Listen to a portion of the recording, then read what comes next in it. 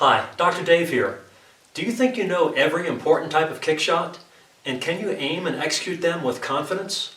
If not, you're in the right place. A kick shot is where you rebound the cue ball off a cushion before hitting an object ball. This video presents all important types of kick shots in 8 different categories. Most examples are from the game of 8-ball playing stripes. Otherwise, the examples are from the game of 9-ball. To prevent confusion, I do not include the 9-ball in any 8-ball examples, and I do not include the 8-ball in any 9-ball examples. I also demonstrate all common and useful kick shot aiming systems, and discuss which is well suited for each type of shot. If you already have good kick shot aiming intuition from years of successful practice and experience, you obviously don't need these systems. But for mere mortals who don't yet have perfect intuition, the systems, with a little practice, can make you more effective immediately. As will be shown with a collection of impressive pro kick shots at the end of the video, smart and effective kicking is a very important part of the game. Be sure to watch to the end to see many exciting kick shots from pro tournament matches. First, let's look at easy kicks where the goal is to pocket a ball. This is about as simple as it gets, with a chance to pocket the hang or 8 for the win. When the target ball is close to a pocket like this, the 2-to-1 kicking system is helpful. If you want to learn more about any system used in this video, see the links below in the video description or pinned comment. Here, the cue ball is right on the 4-to-2 line, so it is easy to visualize the system aim. To use any kicking system effectively, you often need to make small adjustments based on how a table plays. For example, on a typical diamond brand table, the cue ball would come up well short of the system prediction. This table plays a touch long, so I need to adjust my aim slightly up table to make the cue ball go shorter.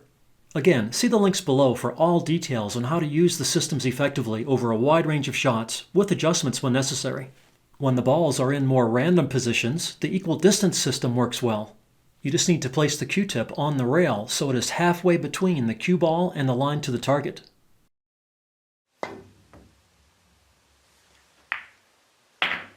When the target ball is close to a ball off the rail and you are kicking at a shallow angle, the contact point mirror system works very well. Just measure the distance from the desired contact point on the ball to the nose of the cushion and mirror this distance to the other side. Then look back at the cue ball for the necessary line of aim to pocket the ball. When a target ball is close to or frozen to another ball at a favorable angle, a kick can have a wide margin for error. I can hit the 8 anywhere on the near side and it will kiss off the 1 in the tangent line direction to the pocket. I am using the equal distance method again, but when the target is close to the rail or when fast speed is used, you measure everything relative to the rail groove instead of along the line of diamonds on the rail.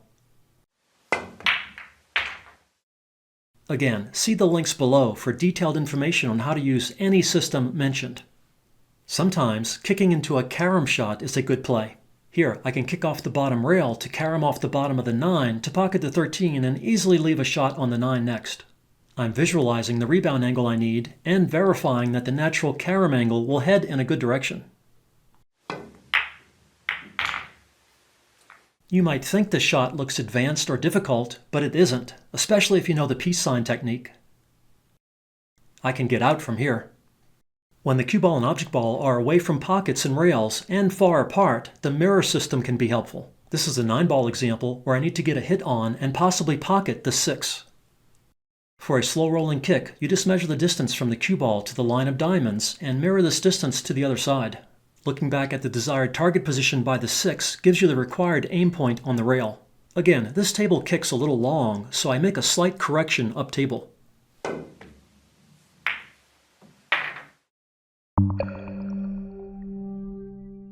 Now let's look at basic defensive kicks, where the goal is to get a legal hit and leave your opponent bad. Here, I'm on the 8 and my opponent has me hooked, but using the equal distance system to target the top side of the 8, I get a return safety.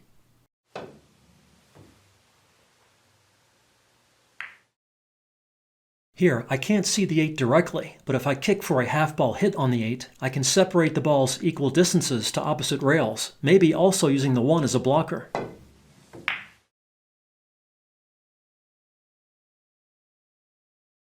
If you hit the 8 a little too full instead, you can still get a good result. A thinner hit can also work out. But the half ball hit equal separation safety is a good approach even if you don't hide behind the 1. Sometimes kicking into a square hit is a good play. Here, to send the 5 up table, maybe also hiding behind the 6, 7, or 9. Placing your cue on the table can help you visualize the equal distance aim. I did leave a jump, and my opponent could pocket the ball, but the safety is decent against many players. Although, it is better to send the 5 as close to the center of the head rail as possible. Even though my opponent has a look at the 5, that was a good containing safety, since my opponent does not have any reasonable offensive option from here. Here's another good example from the video encyclopedia of 9-ball and 10-ball, or vent. Getting an accurate hit on the 5 can result in a return safety.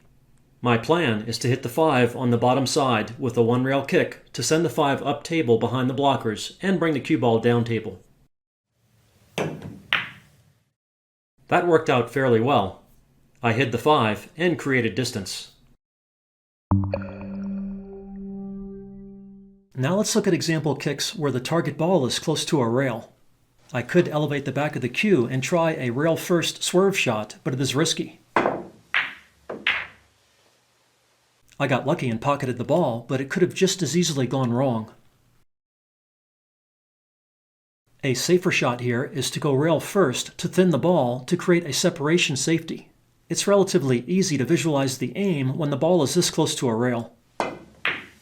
That's a good result, creating distance and getting the hide behind the 9. A thinner hit also works out well.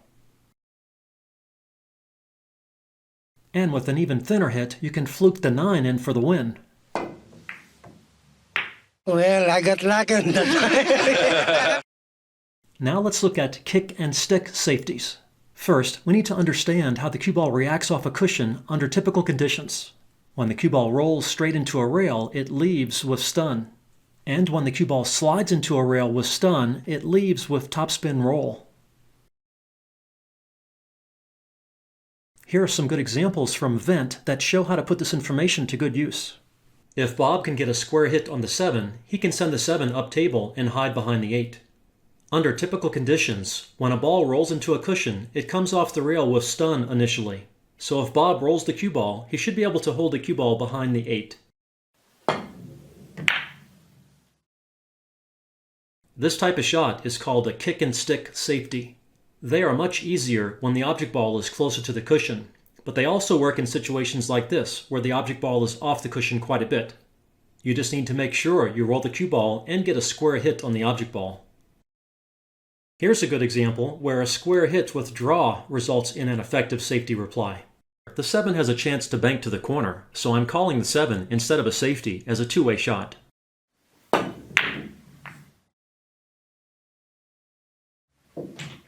Well, I didn't expect to pocket the 7, but I got lucky and I have a shot at the 8, so that worked out well. But if I had not pocketed the 7, my opponent would still be in a tough spot. Here's a good example of a good miss.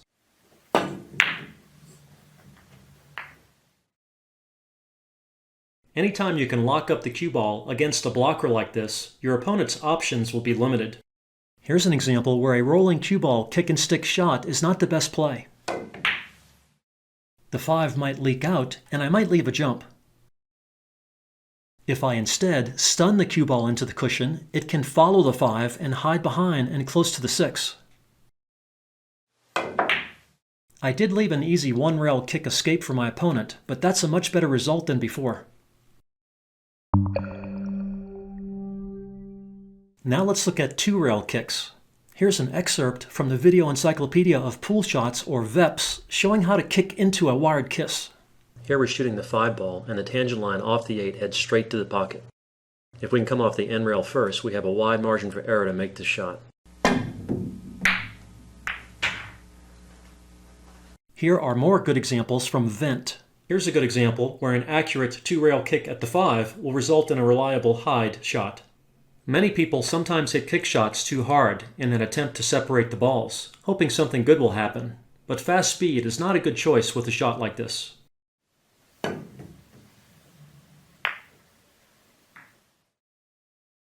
Here's another example where a 2-rail kick is required to play a good safety reply. Again, I am using the midpoint parallel shift system.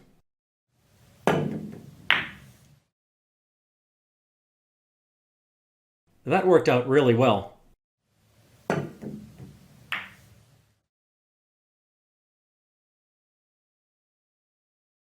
Here's a good example where using two systems can help you win a game. The offensive option is to kick off the head rail and side rail to pocket the 8. I first use the contact point mirror system to see the direction the cue ball must approach the side rail. Then I use the equal distance system to find the necessary aim point on the head rail.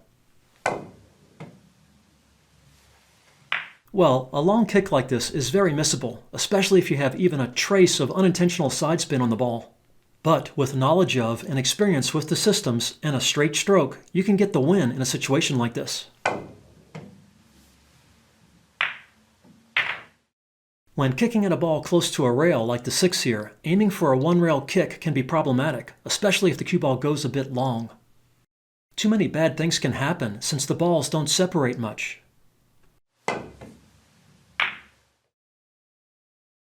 And if you go a touch long and hit the cushion beneath the ball, you will not like the result.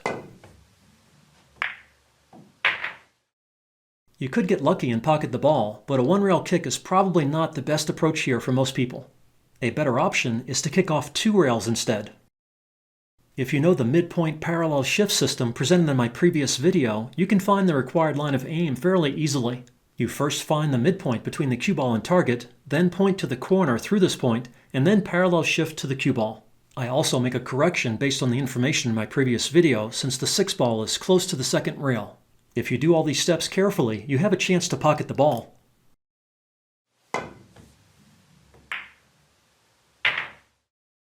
But even if your aim is off, you can still get a good result. I hit that one a little full and still ended up good with distance between the balls and no reasonable offensive play for my opponent. And with a thin hit, you can also get a good result.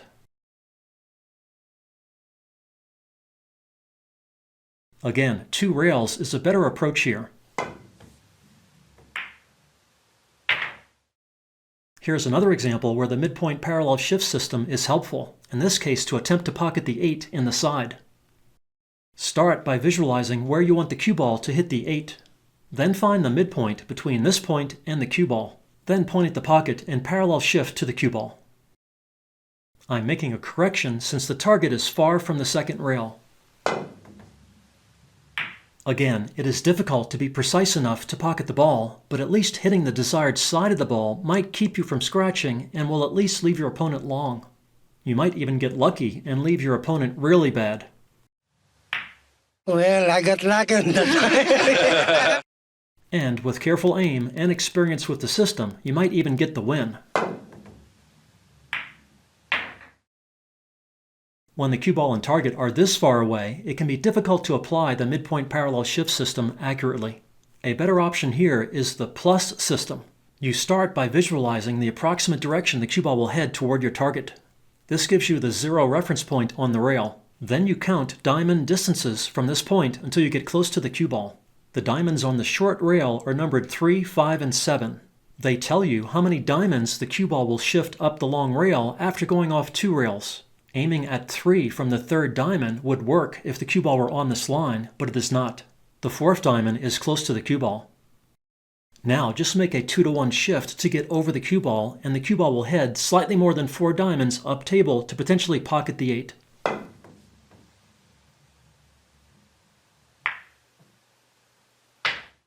This system might seem a little complicated at first, but it is very easy and effective after a little practice.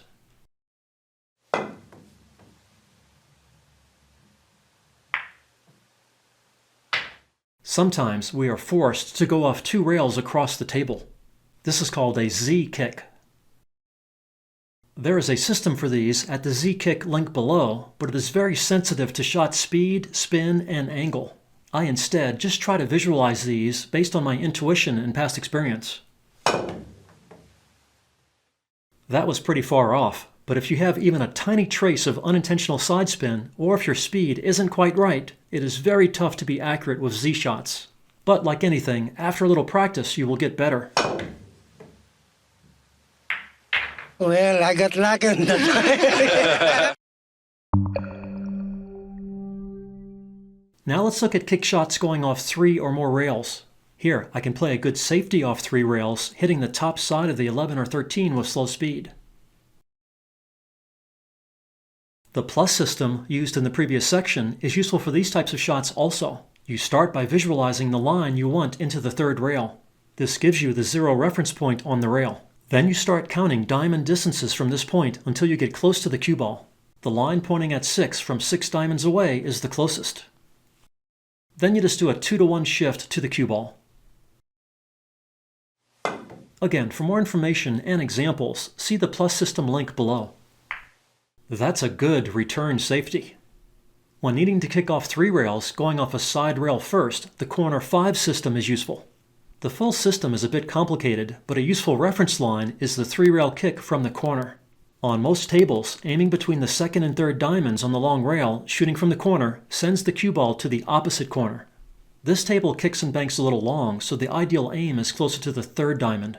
The reference line is not exactly over the cue ball, but a parallel shift to the cue ball will give the correct line of aim to pocket the 8. See the corner 5 link below for much more information and examples.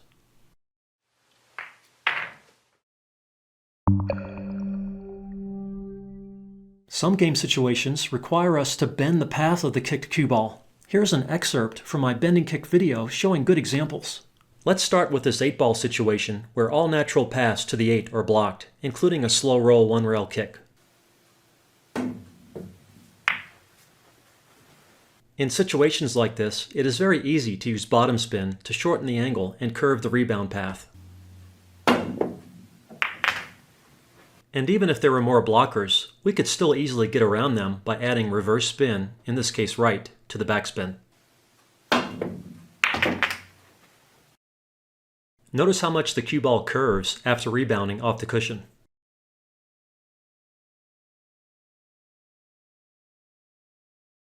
Here's a similar example where the slow roll kick is again blocked. Here we can simply use speed to delay the curve forward to pocket the ball. We also have the option to use bottom right spin as before. It is helpful to know both of these shots in case there are balls blocking one of the options. Here's a good example showing how much the cue ball can be curved after rebound just with backspin. Did you see how much the cue ball curved? Here's another good example from VEPS. Here we use draw in English to straighten a kick into a ball along a rail. We're forced to do this here because of the 3-ball. But even if the 3-ball weren't there, straightening the kick still might be a better option than a center ball angled kick that hits the 8-ball with a cut angle. There is a wider margin for error if we can come straight into the ball instead of at an angle.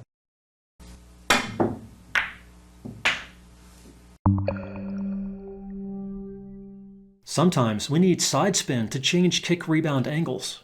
Here's a good example where all reasonable straight kicks to the 8 are blocked. But I can kick into the side rail with side spin to pocket the 8. This is about the limit for how much rebound angle change you can get on most tables. Notice the hit below center to use drag action to intensify the effect of the side spin. See the drag link below for more information. Sometimes going rail first with side spin provides an advantage. Here, I can intentionally hit slightly under the 5 to get a separation safety. If my aim is instead a little too thin, I can even pocket the ball. And if my aim is even thinner, I can still get a good result. Things can work out even with a hit too full. Spinning off the rail like this for a safety can be a smart choice with this type of shot. Here's a good example from VEPS where kicking off 2 rails with reverse spin is a good option. Here we can't pocket the 8 directly, but if we kick off the long rail at a shallow angle with right English, the cue ball will return to the rail for the win.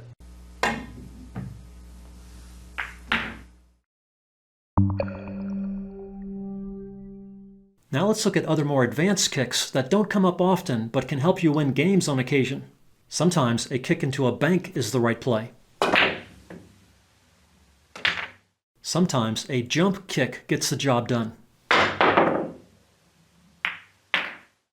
Here, a masse kick is the only escape. Here are some more shots from a previous video. The 5 and 7 block all reasonable jumps and kick paths off cushions. However, you can hit the cue ball off the side pocket point to create any angle you want.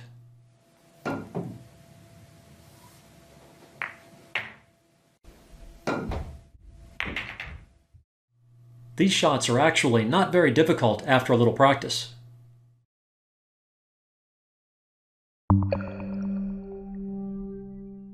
Before we look at a collection of impressive kick shots from pro matches, I just want to remind you that you can find more information and detailed demonstrations for all important and useful kick shot aiming systems in the video description or pinned comment below. Also, if you really want to bring your game to the next level, consider purchasing some of my full-length instructional products, which provide guided learning experiences for all shots, techniques, and strategies in pool. Good luck with your game from Dr. Dave, and enjoy the show. Because this video is a bit long already, I decided to move the pro shots to a follow-up video. Stay tuned, I'll post it soon.